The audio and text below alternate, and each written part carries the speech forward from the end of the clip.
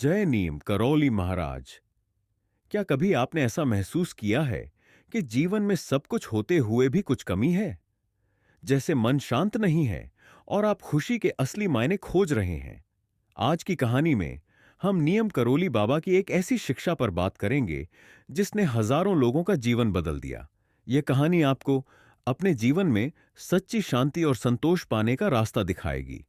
आइए कहानी शुरू करते हैं। राजीव एक सामान्य व्यक्ति था। उसकी नौकरी अच्छी थी, परिवार प्यार करने वाला था, लेकिन फिर भी उसके मन में एक खालीपन था। वह दिन रात चिंता में डूबा रहता, छोटी छोटी बातों पर गुस्सा हो जाता और अक्सर सोचता, मेरे जीवन में सच्ची खुशी क्यों नहीं है।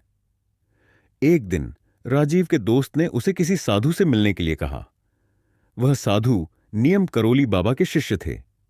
राजीव ने उस साधु से झिझकते हुए पूछा, क्या मेरे जीवन की परेशानियां खत्म हो सकती हैं?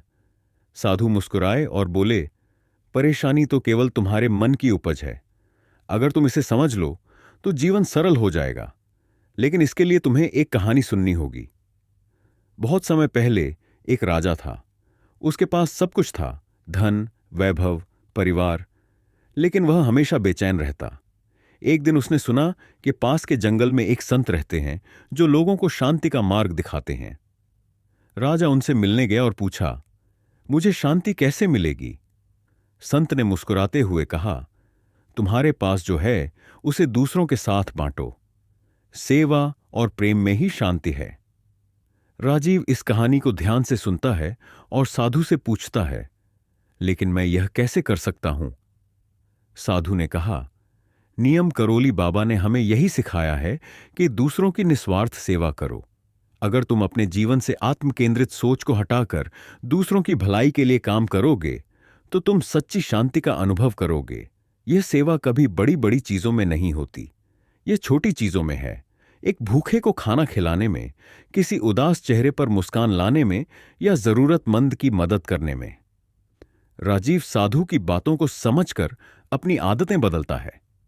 वह अपनी चिंताओं को छोड़कर सेवा की राह पर चल पड़ता है। राजीव ने साधु की बातों पर अमल करना शुरू कर दिया। वह ऑफिस में अपने सहकर्मियों की मदद करने लगा, अपने समय का एक हिस्सा गरीबों की सेवा में लगाने लगा। धीरे धीरे उसे महसूस हुआ कि उसकी परेशानियां कम होने लगीं, और सबसे बड़ी बात, वह अपने अंदर एक गहरी शांति महसूस करने लगा। नीम करोली बाबा ने हमें यही सिखाया कि ईश्वर का असली रूप प्रेम और सेवा में है। जब हम दूसरों के लिए निस्वार्थ भाव से कुछ करते हैं तो हमें ईश्वर का अनुभव होता है। इस कहानी से सीख लें और अपने जीवन में इसे अपनाएं। हो सकता है आपकी भी परेशानियां उसी तरह गायब हो जाएं जैसे राजीव की हो गईं। अगर आपको यह कहानी पसंद आई हो और आप नियम करोली बाबा के और अद्भुत संदेश जानना चाहते हो तो हमारे चैनल को सब्सक्राइब करें और इस वीडियो को लाइक और शेयर करना न भूलें। जय बाबा नियम करोली।